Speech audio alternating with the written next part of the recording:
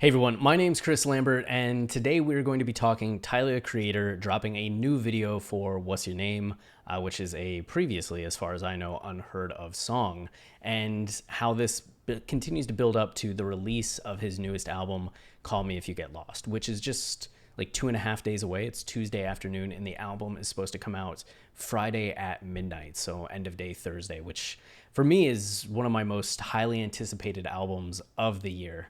I really loved Igor and Flower Boy, and even Tyler's early discography I'm into.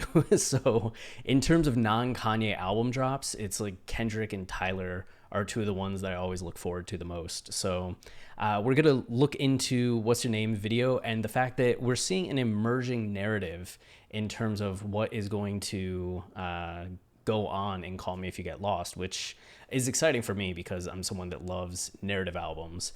And I figured Tyler was going to go that route because he so often does, right? But you never know. So the fact that these videos now, especially the third one, seems to confirm that there's a story that's happening has me very excited. So you can see in the video itself, there's this car driving along the coast. Tyler reaches the place and parks and sees this girl and starts following her, singing to her. He wants to get to know her. But then she ends up walking to this table and sitting down with her boyfriend. And Tyler's just kind of left in the background going like, oh man. And you get Call Me If You Get Lost appearing, which has been at the end of all these videos. But if you've watched the other videos, you know that there's continuity here, that there's intercontextuality, one of my favorite words. So you go back to Lumberjack and notice all the luggage here. And at the very start of the video, Tyler talks about how he's going to go on a vacation. He's going to go skiing, yada, yada, yada. So then we get all the luggage, and then we even see him with his luggage standing outside. And then the video kind of ends with just him in this snowstorm. But it seems like he's getting ready to leave and go somewhere. And then that's when we see him in this car with the luggage on the roof, arriving somewhere and meeting this girl. And then here on Side Street, we see him making out with the girl. So essentially what we have is the first act of the story, I do believe, which is Tyler deciding he's going to go on a trip, leaving, arriving at this place, meeting this girl, and then whatever happens between them in terms of them eventually arriving in this place where Tyler's the other guy that this girl is cheating with. And you can see here that she ends up walking away with her boyfriend. So she makes out with Tyler. He drives off. And then she meets her boyfriend and walks off with him. So kind of an inverse of Igor. If you remember on Igor, Tyler is also involved with someone that's in a relationship. But in that instance, he is on the outside. Like he wants more from this guy, but the guy doesn't want to commit to Tyler. Instead, he's going to continue dating this girl that he's seeing. And Tyler gets really frustrated by that and feels very powerless, very emotional. And through a lot of that album is just dealing with the anger and negative emotion before finally coming through on the other side in the last track, just being like, yeah, we can be friends. I'm going to move on. It's okay. But here he's once again in this, I'm the person outside the relationship, but it seems like he feels a lot more confident and empowered by the dynamic. And he's not really losing. Like he doesn't seem like he's like longing at all. It just seems like he's kind of enjoying the ride. I mean, we'll see how it goes. I'm sure that this is more of the like the fourth, fifth, sixth kind of song, and we don't know what the last third of the album is going to sound like. If it goes into a darker place, or if it's Tyler still kind of in this like alpha mindset that he seems to be feeling in these first three videos that we've watched so far. I don't know. I'm excited. Narrative, right? It just elevates an album to the next level. One of the big things, though, in this that has a lot of longtime Tyler fans really excited is that at the end of the intro to What's Your Name, he says, looking for this brioche my boy told me about, arriving at this place. That's when I met She. And it's like, oh man, what a callback. So She is a song from Goblin, where Tyler just essentially sees this girl and falls in love with her. But Goblin being Tyler's more dark and horror stage of his career, a lot of the lyrics are like harsh, right? And romantic in the perspective of like being romantic from somebody that's psychotic in a sense, or just very like violent and dark and graphic. It was a very controversial song when it came out, but there was this idea of this character of she. So the fact that Tyler's kind of calling back to she and this idea of loving this girl on first sight is cool, but it also shows kind of the change from old Tyler to new Tyler. Like that first trilogy of Tyler albums, Bastard, Goblin, and Wolf, Tyler's very much in this dark, aggressive character that got a lot of flack and was beloved by a lot of fans, but also kind of hated by a lot of people that saw his lyrics and saw him as a person as being too transgressive, right? And just thinking that he was going too far with some of the things that he was saying.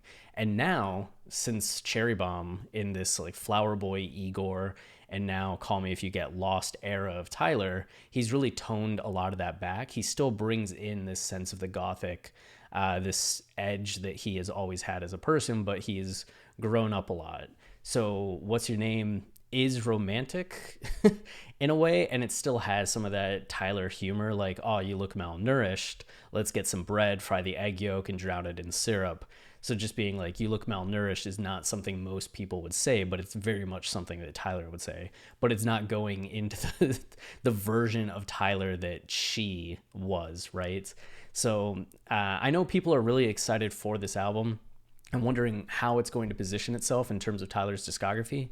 We mentioned the previous trilogy, right? Bastard, Goblin, and Wolf. Cherry Bomb kind of stands on its own at this point. And then you have Flower Boy and Igor, which a lot of people link together, not production-wise, right? Not sonically, but narratively, thematically. And there's been speculation that Call Me If You Get Lost is going to be a narrative and thematic sequel to those two albums. I know I said that in the last video, that is this a sequel to Igor? And a lot of people were like, he doesn't make sequels, each album's unique. And it's like, I'm not saying it's going to sound identical, just saying that it's going to continue the themes and narrative that the previous albums did, or kind of conceptually tie together with those, not production-wise. But will it, or is this starting its own new thing? Is it going to be a combination of everything that's come before it, right? We already have this throwback to Goblin. Is there going to be some kind of throwback to Wolf, something to Bastard, something to Flower Boy? Is this kind of the thing that ties all of Tyler's discography together? I don't know if it will be, one day you hope for a project like that. I know for Kanye fans, a lot of people think that The Life of Pablo is the one that kind of is this grand culmination of Kanye's discography. You have callbacks to Family Business and We Don't Care. You have callbacks to Yeezus and My Beautiful Dark Twisted Fantasy. So you have this like old Kanye coming in, you have the new Kanye coming in, and it's just a really great mix that still stands on its own and feels very unique in terms of Kanye's discography. Is Tyler at that point right now where he's going that big, or is this just going to be another really nice addition to his discography? And maybe something like that's down the line if it ever happens. We'll see. We'll see. And we'll continue to make videos. Of course, we'll be back with some Kanye videos soon, but I'm just very excited for this album. So we're going to continue some of the coverage in the lead up to it. And when it drops, just kind of diving into what some of the themes and narratives are and those connections and where it does place. And just a reminder, we do have a podcast on Igor that's just this one shot, Igor, Tyler's Gothic Romance. It's really short. You can see that like 9 minutes, 6 minutes, 6 minutes, 11 minutes, 1 minute, 26 minutes. So in total, you're looking at less than an hour to get through this whole podcast, even though it's multiple episodes. And it's just going through the narrative and story of Igor. So if you want that, you can find that on all podcast platforms. And then we also have our Kanye Lyrical Analysis podcast that will forever change how you listen to Kanye albums. Like, listen to any of these song analysis episodes and you'll be like, oh man, I never knew it was doing that. Okay, that's awesome. What else is going on? And you'll just hear Kanye in a whole new way than you ever have before. So where you just finished up with Graduation, all of those episodes are going to be coming out in the next couple weeks. And we're actually starting to record 808s and Heartbreak this week. And we have a special guest for our first episode, which is really exciting, but you should be getting the 808s and Heartbreak episodes coming out throughout July as we move into My Beautiful Dark Twisted Fantasy, Yeezus, and the Life of Pablo in July and August. So we're kind of doing a speed run through the rest of Kanye's discography, where we had been doing one episode a week for years. Just like, all right, we're gonna finish this up. So there's gonna be a lot of Kanye Watching the Throne podcast content coming out over the next couple months. So look forward to that. And that's it for this video. Until next time, stay wavy and please keep it loopy. Cheers.